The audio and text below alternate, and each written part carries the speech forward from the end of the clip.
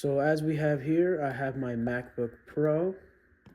We can turn caps lock off. As you can see, this is the lock screen. There you go. It says it only showcases with this type of Apple logo on the front.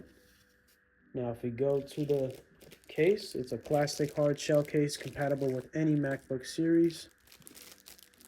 Has a little instructions on the back right here. So let's open this.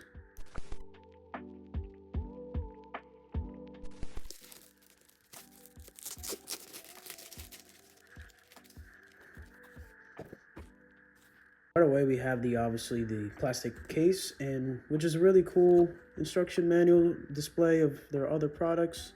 As you can see, they have 10 plus colors of the case of the MacBook.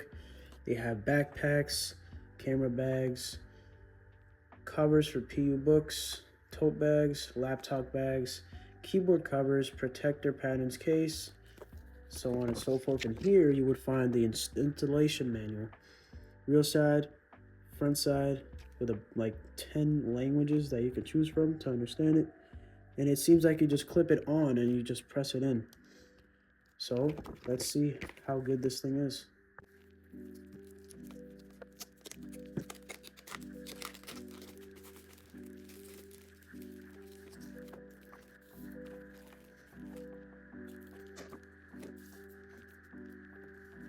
So there's more to meets the eye. So there's actually a bunch of things. I'm not sure what this is exactly.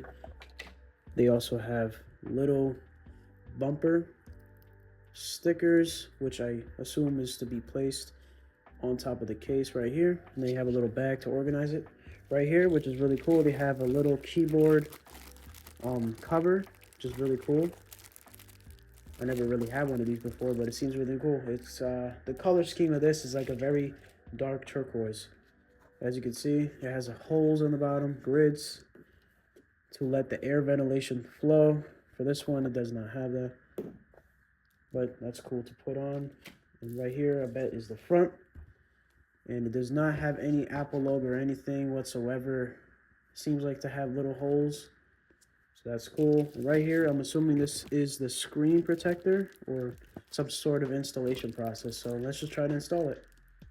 After a bit of hard pressing, I did finally put it in. So the thing is, you would have to click these in first, and then these two would click in. You would hear a sound, and just like that, it's attached. And let's try to put the front cover on. So the installation for the front cover is that you put the rear end in front end in the back. That doesn't sound confusing already. All right, I'm gonna close this. I hope I'm doing it right. These two clips are clipped on in the front.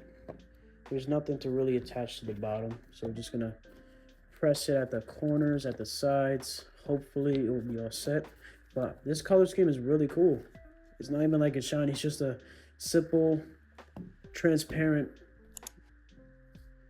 Yeah, there you go. As you can see, it feels smooth, it feels secure and snug. Obviously, this is not for if you drop your laptop. This is not going to protect you. It's more of an aesthetic cover just for your taste. So let's see what the keyboard looks like. Thankfully, they give you a nice handkerchief so you can clean this off, because I do not want to install this and be any grime that makes it look dirty, and the whole I would have to take the entire thing off and such like that. So after we clean this, we're gonna put on the keyboard. So what I found interesting is that it came with two keyboard covers. One does not have an escape key, so I'm assuming this is for those who have physical buttons and not a touch screen on the top, as with newer MacBook Pros have. So I can see, there you go. They're not like special or anything, they just covers a keyboard. So let's put it on.